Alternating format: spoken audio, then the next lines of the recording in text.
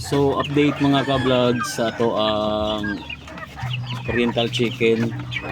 Bloodline is Japanese Shamu. So mani ato ang 2 months old.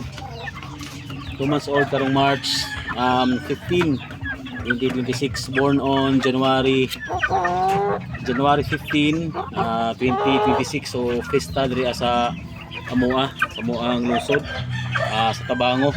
So ano sa ka dakon mga ka-vlogs. So for size reference ako is 112 kilograms. So medyo lapad-lapad ta, pero lapad-lapad po kato ang 2 months old. So dapat say 3 days nga mo span pa. So muna ito ang male nga Japanese Shamu. So crossbreed between Gohan Tanaka and Dumpo. So na isa wala pa ni kaon, wala pa ka snack. So today is March 11, 2026, 3 PM. So muna ito ang ato na inato mga ka-vlog. So ano na sa taas, ano nakataas nga mga manok na. So future materials nato ni diri sa tong yard. So hoping nga maka breed ta ani. So target next year maka-produce sa putag liwat ani. So good kayo for materials.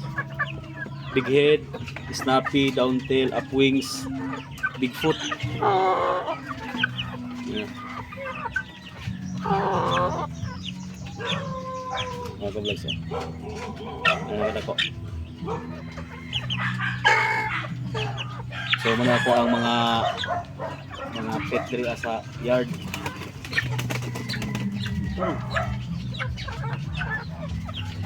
So muna ito ang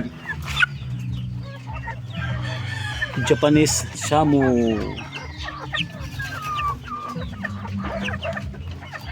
Now mga ka-vlog.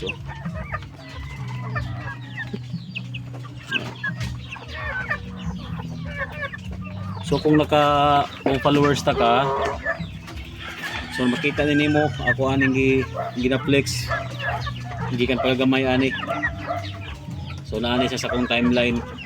So kung hindi mo makita sa iyahang forma, so scroll lang sa akong newsfeed, sa akong feed na ang update ani gikan pagkagamay antod aning 2 months old na. So nani sila ka paspas mangubo mga ka-vlogs. Kini.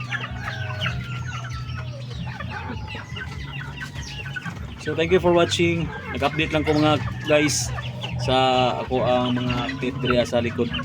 So thank you for watching. See you on my next video. Peace out.